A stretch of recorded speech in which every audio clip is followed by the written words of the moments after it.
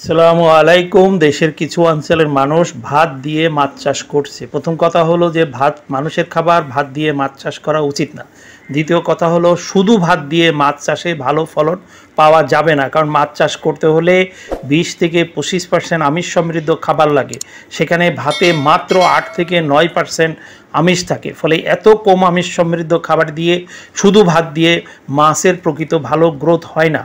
যারা ভাত দিয়ে মাছ চাষ করছেন তারা প্রকৃতপক্ষে তার জায়গায়, তার জলাশয়ে যে পরিমাণ মাছ উৎপাদন করা সম্ভব সেই পরিমাণ মাছ উৎপাদন করতে পারছেন না। অর্থাৎ তারা যদি বাজারের খাবার দিত, ইন্ডাস্ট্রিয়াল ফিড ব্যবহার করতো, তাহলে একদিকে তার খরচ বাড়লেও তার উৎপাদন অনেক বেড়ে যেত এবং অনেক লাভ হতো। এই জন্যে যারা ভাত দিয়ে মাছ চাষ করছেন তারা প্রকৃতপক্ষে নিজেরা উৎপাদন থেকে বঞ্চিত হচ্ছেন, সঠিক লাভ থেকে বঞ্চিত হচ্ছেন এবং কোনোভাবে শুধু ভাত দিয়ে মাছ চাষে ভালো ফলন পাওয়া সম্ভব না। যারা শুনলেন সবাইকে ধন্যবাদ। আল্লাহ হাফেজ।